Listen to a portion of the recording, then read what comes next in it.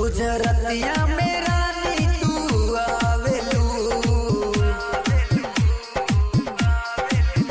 हमरा दिलवा के तू धड़कावेलू। रोज रतिया में रानी तू आवेलू,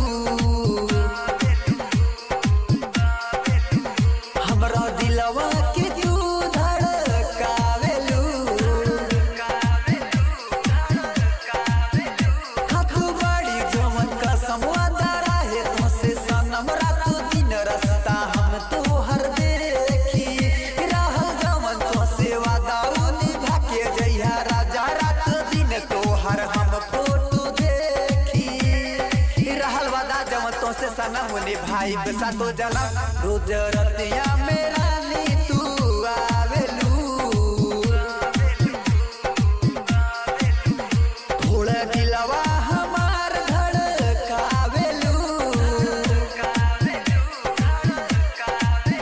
काहे हमसे न मिले तू आवेलू, थोड़ा दिलवा हमार धड़कावेलू।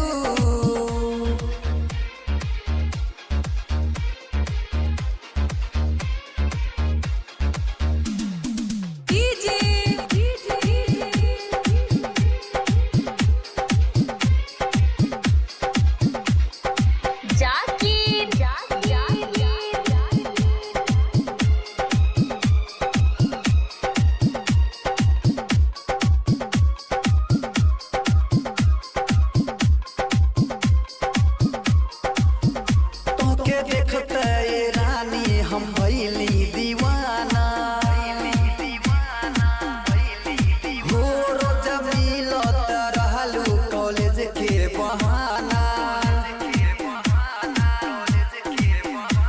ई दुनिया कहेला ई पागल दीवाना, हमके सुनाए सनम हो काहे हमरा के पागल बनावेलू। रोज रतिया में रानी तू आवेलू, काहे हमसे तू मिले ना आवेलू। थोड़ा दिलवा हमार धड़कावेलू।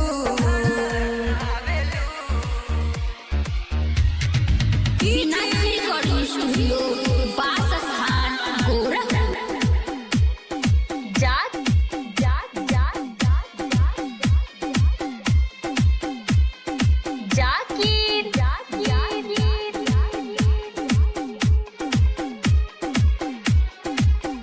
राइटर पाटिल दीवाना मानिस राहल तोहार, हो सिकंदर सजनवा के रहलू दुल्हा।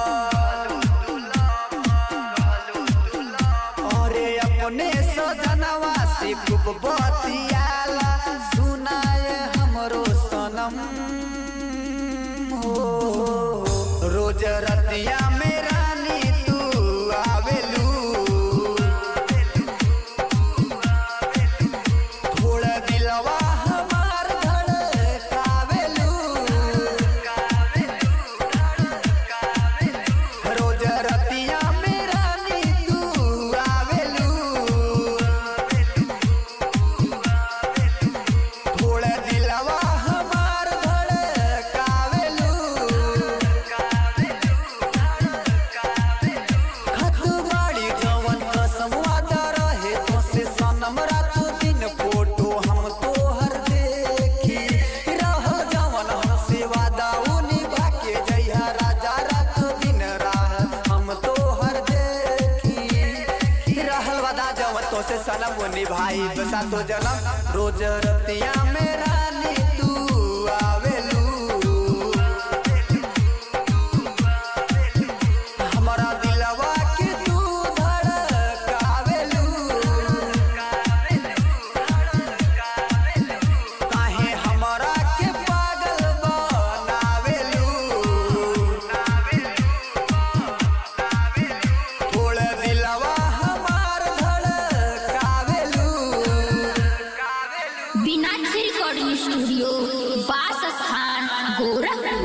नंबर